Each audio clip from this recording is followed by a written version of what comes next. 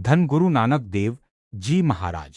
साखी जब शेर गुरु जी को खाने आया, बहुत समय पहले की बात है। गुरु नानक जी अपने प्यारे शिष्य भाई मर्दाना जी के साथ लोगों को नाम का रास्ता दिखाते हुए एक जंगल से होकर गुजर रहे थे। उस समय दिन का समय था और धूप बहुत तेज थी। चलते चलते गुरुजी और भाई मर्दाना जी एक बड़े से पेड़ के नीचे बैठकर आराम करने लगे। उसी जंगल में एक बहुत बड़े पीर रहते थे। उनका नाम पीर बुधन शाह जी था। पीर बुधन शाह जी बहुत बड़े अल्लाह के वली और नेक इंसान थे। उनके पास सैकड़ों बकरियां थीं। उन बकरियों की रखवाली के लिए पीर जी ने एक ताकतवर शेर पाला हुआ था। वो शेर इतना समझदार था कि वो बकरियों को नुकसान नहीं पहुंचाता था, बल्कि जंगली जानवरों से उनकी रक्षा करता था।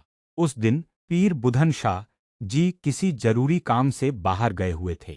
उनके जाने के बाद जंगल में एक बहुत भूखा और ताकतवर शेर आया। उस शेर को कई दिनों से खाना नहीं मिला था। वो इधर उधर भोजन ढूंढ रहा था। तभी उसकी नजर पेड़ के नीचे बैठे गुरु नानक देव जी और भाई मर्दाना जी पर पड़ी। भूख से तड़पता हुआ वो शेर दहाड़ता हुआ गुरु जी की तरफ दौड़ा। उसकी दहाड़ सुनकर जंगल के सारे पक्षी उड़ गए। भाई मर्दाना जी ये देखकर बहुत डर गए।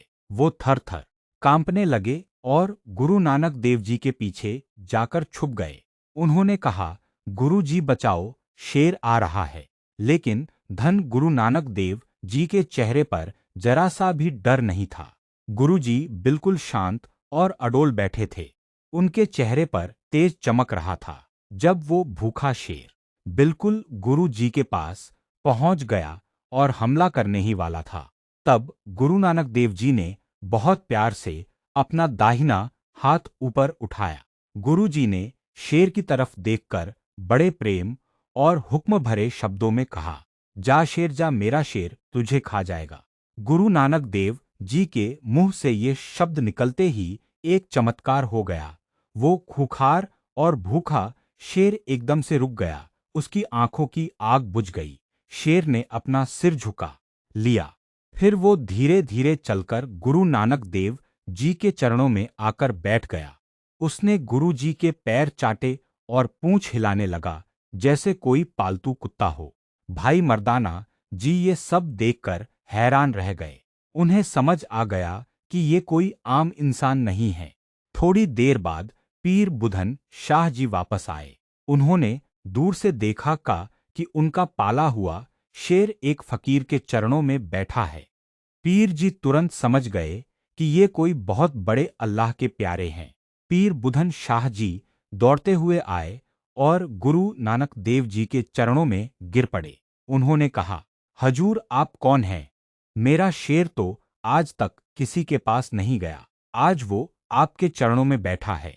आप जरूर खुदा के भेजे हुए नबी हैं। गुरु नानक देव जी ने बहुत प्रेम से पीर जी को उठाया और उन्हें नाम, दान, स्नान और सेवा का उपदेश दिया। गुरु जी ने कहा कि खुदा एक है, सब इंसान बराबर हैं, जात पात का भेदभाव मत करो। ये सब सुनकर पीर बुधन शाह जी की आंखों से प्रेम के आंसू आ गए। उस दिन के बाद पीर बुधन शाह जी भी गुरु नानक देव जी के अनुयायी बन गए और लोगों को गुरु जी का संदेश सुनाने लगे। इस साखी से हमें ये शिक्षा मिलती है कि जिसके दिल में वाहेगुरु का नाम और विश्वास होता है, उसको कोई भी मुसीबत छू भी नहीं सकती। प्रेम और सच्चाई से बड़े दुश्मन को भी जीता जा सकता है। बोलो सतनाम श्री वाहेगुरु जी।